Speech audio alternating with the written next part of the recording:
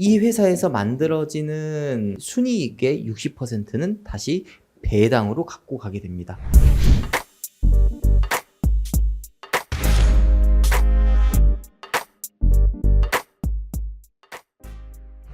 자, 안녕하십니까. 김상현입니다. 제가 약속한 대로 이진경 2회차가 돌아왔습니다. 여러분도 지금 뭐 윈터라든지 아니면 나름 이제 열심히 공부를 하신다고 하고 계실 텐데, 신학기에 이런 걸 하면 좋겠다. 두 번째로 선생님이 준비한 주제입니다. 바로 이중 과세의 문제인데, 이게 굉장히 좀 오늘은 좀 들리긴 굉장히 어렵게 들리는데요. 사실 별거 아닙니다. 그리고 해보면 굉장히 좀 재밌어 보여요. 네, 한번 해보십시다. 자, 여러분 이 회사 들어봤나요? 포스코? 그리고 여러분 포스코는 들어보셨을 텐데 홀딩스라는 표현을 들어보셨는지는 모르겠어요. 그래서 실제로 이런 회사가 있고요. 그리고 이런 회사도 있고요. 그리고 이 두 회사가 또 어떤 관계에 있습니다. 예시를 들어볼게요. 포스코 홀딩스라는 이런 회사가 포스코 스틸리온이라는 회사에게 투자를 합니다. 근데 투자를 하는 방법은 두 개예요. 첫 번째는 이 사채를 취득하는 방법이 있고, 그러니까 내가 그 종이 쪼가리를 사줄 테니까 거기에 해당하는 이 사주는 거니까 종이 쪼가리를 주면 내가 돈을 줄게, 이런 식으로 사채를 취득하는 방법이고, 두 번째는 이런 식으로 지분을 출자하는 방법이 있어요. 그래서 60%를 출자를 해요. 자본을 출연을 합니다. 그러면은 이 회사는 60%의 주인 누구예요? 포스코홀딩스 거죠. 그러면은 이 회사에서 만들어지는 순이익의 60%는 다시 배당으로 갖고 가게 됩니다. 자, 그런데 이 과정에서 배당을 줄 때 배당을 하는 것은 이자 비용, 즉 채권자에게 이자 비용도 갚고, 두 번째로 법인세도 내고 남는 돈으로 배당을 하는 거거든요. 그러면은 포스코홀딩스 입장에서 억울하다 이 말입니다. 왜냐하면 보십시오. 첫 번째로 지금처럼 연결되어 있는 지분을 출자해서 대주주가 되어 있는 상태에서 이 기업을 지배 기업이라고 하고요. 이 기업을 종속 기업이라고 합니다. 그럼 지배 종속되어 있는 이런 회사들의 회계 처리를 연결 회계라고 하거든요. 그런데 선생님 방금 뭐라고 그랬냐면은 이미 종속기업은 포스코홀딩스한테 배당을 주기 전에 세금을 납부를 했어요. 그런데 포스코홀딩스는 배당 받고 난 그 금액에 대해서 다시 법인세를 내요. 그러면 이게 약간 좀 unfair하죠. 즉, 이 한 번 세금 과세가 되고 두 번째 과세가 됐기 때문에 방금 선생님 말씀드린 것처럼 이중 과세 문제가 생긴다 이 말입니다. 그럼 이걸 그대로 방치하고 이걸 그대로 모른 척하고 있냐? 그러지 않죠. 우리나라 법은 굉장히 좀 정교하고 잘 다듬어졌는데, 바로 그래서 수입배당금 입금 불산입 정책이라는 법 조항이 실제로 법인세법에 있습니다. 자, 무슨 말인지 이제 진짜 모르실 거예요. 하나도 모르실 거야. 수입배당금 입금 불산입. 배당, 수입, 이 정도는 알겠어요. 대체 이게 무슨 말이지? 여러분, 여기서 제가 지금 PT에 넣지 않았어요. 그러니까 지금 제 설명을 잘 들으셔야 돼. 여기서 입금이라는 표현 있지 않습니까? 입금이라는 표현은 여러분들이 잘 와닿지 않아요. 근데 얘가 뭐랑 비슷하냐면, 얘 카운터파트가 누구냐면은 우리가 잘 아는 수익과 똑같은 말까지는 아니지만 이 수익 덩어리라고 생각하면 돼요. 그리고 손금, 입금의 반대말인 손실을 봤던 금액은 똑같지는 않지만 비슷하게 얘가 비용이라고 생각하면 됩니다. 그래서 우리가 수익 비용이라고 하면은 이건 잘 알겠어요. 왜냐면 수익 비용이라고 하면 IFRS상 이 회계에서 얘기하는 기준에서 표현한 어휘이고요. 그리고 입금, 송금은 우리가 잘 아는 세법에서 규정하고 있는 표현입니다. 정확히 똑같지는 않지만 뭐 비슷하다 이 정도만 생각해 주시면 좋을 것 같아요. 입금, 선생님 입금 뭐라고 했어요? 수익이라고 했죠. 배당으로 들어왔는데 수익으로 보지 말자는 뜻이겠죠. 실제로 수입배당금 입금 불산입은 배당을 받았지만 수익으로 보지 않게 해주겠다라는 법조문을 이렇게 표현한 것 뿐입니다. 선생님이 저번 첫 번째 시간의 마지막 말미에서 이렇게 이 재벌집 막내 아들에 나왔던 순환금융지주회사, 바로 이 지주회사, 이 지주회사에 대해서 좀 얘기를 해주겠다 해서 왜 진양철 회장이 진도준 군께 이 지주회사를 이사를 맡기려고 했겠냐, 그걸 좀 설명해 주겠다라는 거였고요.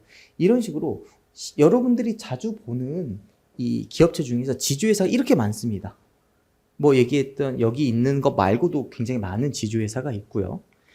그래서 지주회사의 이중과세 문제를 어떻게 해결할 수 있을까? 즉 연결관계에 있는, 지배종속 관계에 있는 회사를 어떻게 해결할 수 있을까라는 게 이번 주제입니다. 먼저 이걸 알기 위해서는 몇 가지 논리적 간극을 이해를 해 주셔야 되는데, 여기 있는 것처럼 IFRS 국제회계표준 이 기준서에서는 손익계산서를 적을 때 맨 아래에 적게 하는 게 바로 당기순이익입니다. 근데 이 당기순이익은 기업이 주장하는 거예요. 기업이 주장하는 거기 때문에 장부액, 즉 장부에 얼마나 정확한 금액을 적는가, 즉 내부, 외부 이해관계자들과 정보를 이용하는 사람들에게 유용한 정보를 주는가가 기준이기 때문에 당기순이익의 이 이익은 회사가 주장하는 금액이에요. 우리 이만큼 벌었어요 라고 주장하는 금액이야. 근데 그거 믿을 수 있겠냐는 거죠.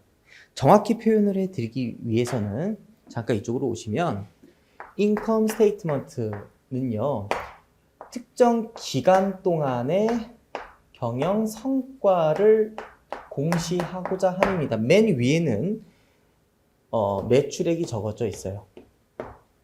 얼마가 적어져 있고요. 이 매출을 발생시키기 위해서 매출 원가가 있겠죠. 그래서 매출 원가를 해주고 가게 되면 뭐가 있냐면 EBIT라는 게 있어요. 그래서 Earning Before Interest Tax를 의미하는데, 말 그대로 직역을 해보자면 세금과 이자를 납부하기 전 벌어들이는 이익을 의미합니다. 여러분 돈이 생겼어. 법인이 돈이 생겼어. 자, 돈부터 갚아야 될까요? 즉 채권의 이자부터 내야 될까? 아니면은 법인세부터 내야 될까? 이해가 힘드신다면 변명이 뭐가 더 쉬울 것 같아요? 채권자한테 가서 야, 돈 못 갚을 것 같아. 왜 못 갚는데? 나 세금 내야 되니까. 반대로 과세관청에서 야, 너 세금 못 낼 것 같아요. 왜 세금 못 내? 채권자한테 돈 갚아야 돼서요. 뭐가 더 합리적인가요? 당연히 돈부터 갚아야죠. 그래서 이렇게 이자 비용을 먼저 빼게 되면은 인트레스트 익스펜스를 제외하게 된다면은 이런 계정은 없지만 있다고 가정했을 때 EBT가 되겠죠. 이해되시죠? Earning Before Tax가 되겠죠. 여기에다가 얼마간의 한계세율을 곱해주면 우리가 이거를 법인세 비용, tax expense라고 합니다. 이렇게 하고 나서 뺄 거 빼고 더해줄 거 다 하고 나서 만들어진 게 바로 net income, 당기 순이익이에요. 바로 이것부터 얘기하겠다는 거예요, 선생님은. 그런데 이 금액, net income, 장부 기준이라고 있고 IFRS 기준이라고 했어요. 그럼 이거 누가 작성하는 거죠? 회계감사인이나 아니면은 외부 감사인이 작성을 하겠죠. 근데 이 금액을 믿을 수 있을까요? 이 중간중간에 비용으로 잡아진 게 어떤 비용이 얼마나 있는 줄 알고 우리가 모르는 거잖아요. 그렇기 때문에 선생님 방금 무슨 소리 했냐면 수익과 비슷한 녀석 뭐다? 입금이다. 그리고 비용과 비슷한 녀석 뭐다? 송금이다 라고 했죠. 그럼 봐봐. 나는 얘를 수익으로 봤어. 회사 기준에서는 장부상 수익으로 봤어. 근데 법 기준으로 보니까 수익이 아니야. 근데 선생님 수익을 뭐라 그랬지? 비슷하게 입금이라 그랬지. 너는 수익으로 봤지만 내가 봤을 때 입금이 아닌걸? 그래서 우리가 얘를 입금 불산입이라 그래요. 똑같은 논리로 너는 비용으로 받지만 내가 봤을 때는 비용이 아니야. 이걸 우리가 뭐라고 하겠어요? 송금 불산입이라고 하겠죠. 자, 봐봐. 입금은 플러스 개념이지. 그런데 불산입이기 때문에 들어오면 안 되는데 마이너스겠지. 그러면은 플러스 곱하기 마이너스는 마이너스이기 때문에 입금 불산입은 이런 식으로 마이너스 효과가 있습니다. 똑같은 원리로 송금 마이너스 개념이죠. 비용이라 그랬으니까 불산입도 마이너스죠. 마이너스 곱하기 마이너스는 플러스죠. 따라서 송금 불산입과 입금 산입은요 똑같습니다. 똑같은 말이에요. 반대로 송금 산입과 입금 불산입은 똑같은 말입니다. 둘 다 마이너스 효과가 있는 녀석이에요. 자, 그럼 이제 여러분들 이해를 하셔야 돼. 선생님이 방금 뭐라 그랬냐면 앞에서 입금 불산입이라 그랬어. 입금 불산입이라는 소리는 바로 여기에 해당하는 거죠. 여기에. 그래서 입금 불산입이라는 말 자체에서 우리가 알 수 있듯이 배당 받았지만 국세청한테 이렇게 말을 하는 거야. 배당은 받았지만 수입으로 보지 않을게 라고 너 좀 봐줄게 라고 얘기하는 것 뿐입니다. 이런 식으로 이 입금산입, 송금불산입, 송금산입, 입금불산입의 플러스 마이너스가 이뤄지고 나서 만들어지는 각 사업연도 소득 금액이 바로 우리가 진짜 궁금한 이 친구가 얼마의 이 금액을 벌어들였냐의 기준이 되는 녀석입니다. 그런데 작년도에 이 녀석이 바뀌었어요. 뭐가 바뀌었냐? 입금 불산입률이 바뀌었어요. 자, 기존의 게 현행이었어요. 그러니까 이게 2022년 12월 31일까지는 이렇게 했어요. 상장이냐 비상장이냐 지분율이 130, 150, 50 미만 입금 불산입 비율 너무 어렵죠. 근데 작년 1월 1일 기준으로 쫙 폐지됐고 이거를 굉장히 간편하게 이렇게 만들어 놨습니다. 그래서요 방금 같은 상황에서는 포스코홀딩스가 포스코 스틸리온을 방금 60% 갖고 있었다 그랬잖아요. 그럼 50% 이상 갖고 있는 거잖아. 그 경우에 입금 불산입 비율이 몇 퍼센트다? 100%다. 100%란 소리는 배당 받은 금액 전체를 수익으로 보지 않을게 라는 표현입니다. 이해가 좀 되실런지 모르겠어서 제가 사례를 한 개 갖고 왔어요. 선생님이 만든 사례입니다.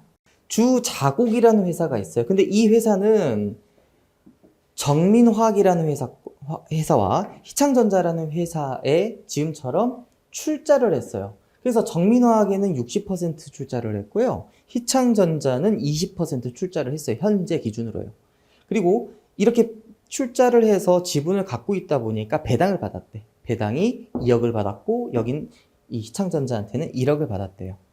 자, 그러고 보니까 북상이란 소리는 IS, 즉 인컴 스테이트먼트상 주자곡이요. 지가 영업해서 5천만 원을 벌어들였고 배당으로 3억을 벌어들였대요. 지금 이런 관계라고 칩시다.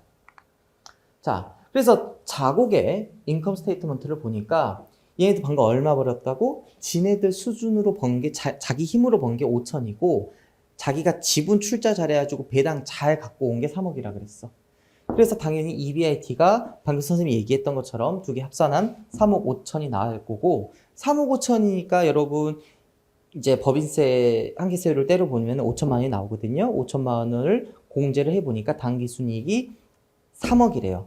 그러니까 이런 거지. 주자곡은 국세청한테 가서 국세청아 내가 3억이라는 배당을 받긴 받아서 법인세 비용 5천을 지금 내가 먼저 계상하긴 했는데 이거 이미 과세가 된 거야. 그러니까 쟤네들이 앞에 있었던 정민화학이랑 희창전자가 나에게 2억, 1억 줄 때 얘네들이 이미 세금을 내고 나한테 준 거란다 라고 국세청한테 얘기를 해요. 근데 그게 충분히 말이 되는 이 서사하지 않습니까? 그럼 실제로 이 아래 있었던 입금 불산입을 이용하기 위해서 지금 우리가 뭐 한다고 했지? 수익배당 입금 불산입 한다고 했잖아요. 자, 이것도 임시고 이것도 일단 임시로 했고 이것도 우리가 못 믿겠다면서 그래서 우리 이거 다시 하는 거라면서. 그러면은 우리가 궁금한 건 뭐야? 얘가 정확히 얼마의 법인세를 내야 되는 거야? 를 우리가 제대로 찾아주자는 거잖아. 따라서 먼저 송금불산입으로, 자, 송금은 누구랑 친한 녀석? 비용이랑 똑같다 그랬죠?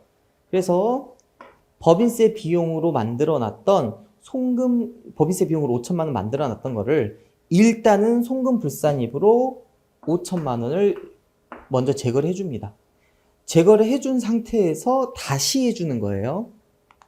자, 그럼 방금 얘기했던 개정안은 그대로 한번 적용을 해봅시다. 자, 정리나가기 60% 갖고 있었대. 자, 얼마라 그랬어? 우리 2억 받았다 그랬지? 2억이 전체 정민화학으로부터 받았던 배당이에요. 그런데 지분이 60%야. 근데 지분율이 50% 이상이면 하면 입금불산입 비율이 100이래. 따라서 곱하기 100%인 2억이 전체 입금불산입 수입배당금 2억 해주면 되겠죠. 그리고 희창전자는 지분이 20%야. 20%니까 30% 미만에 30% 미만의 입금불산입 비율은 30%래. 따라서 희창전자한테 배당 얼마 받았지? 1억 받았지. 이 중에서 입금불산이 얼마 준다고? 30% 해준다고. 그래서 얘도 입금불산입 수입배당 입금불산입에서 3천만 원이 입금불산입으로 가야 되고, 전체 총계를 해보니까 2억 3천이 수익배당금 입금불산입으로 인정을 받을 수 있겠네요. 자, 그러면은 그대로 넣어주자고. 선생님 방금 얘기했던 것처럼 당기순이익은 3억이라고 자기들이 주장을 해. 근데 일단 너네들이 말했던 법인세 비용은 모르겠으니까 다시 구할 거니까 없던 셈 칠 거야. 비용 다시 올려가지고 송금불산입 5천 해서 얘는 뭐라 그랬지? 플러스 송금불산입은 플러스 계정이라 그랬어. 그리고 수익배당금 입금불산입 지금 선생님이 찾아놓은 거 보니까 2억 3천이네. 그래서 2억 3천을 빼주면 되겠지. 헤이, 2억 3천을 빼주고 5천을 더해주면 결론적으로 1억 7천을 빼주면 되겠죠. 아, 1억 8천인가요? 1억 8천을 빼주면 되겠죠. 근데 지금 당기순이익이 3억이기 때문에 1억 8천을 빼주면은 1억, 각 사업년도 소득금액이 1억 2천이 되겠네요. 그리고 각 사업년 소득금액 다음에 이월결손금, 비과세소득, 소득공제 이런 거 없다라고 가정을 하고요. 그럼 똑같이 과세표준이 1억 2천이 될 거예요.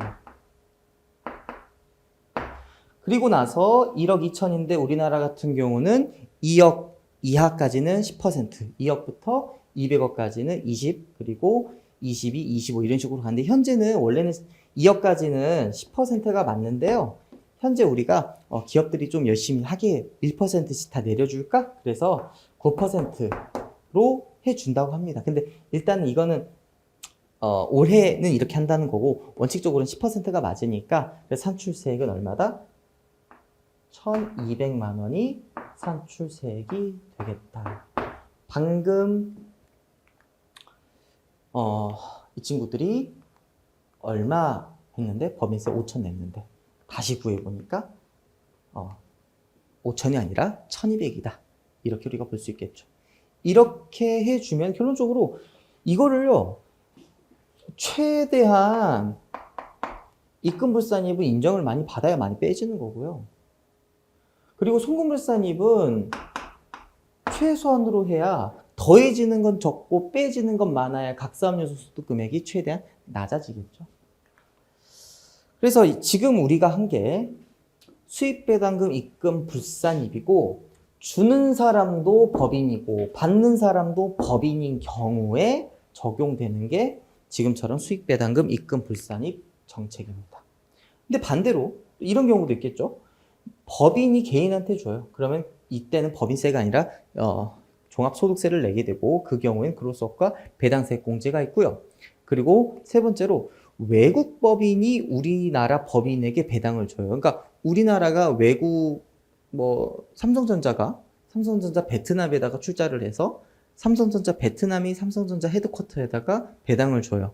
그 경우에는 법인세법상 간접 외국 납부세 공제를 원래 해줬는데 개정이 됐어요. 개정이 돼서 지금까지 했던 사람들이 이렇게 하고, 만약에 외국 납부세 공제가 아닌 경우는 이런 식으로 수익배당금 입금불산이, 즉 1번으로 돌아가게 해주겠다라는 것까지가 개정된 내용입니다.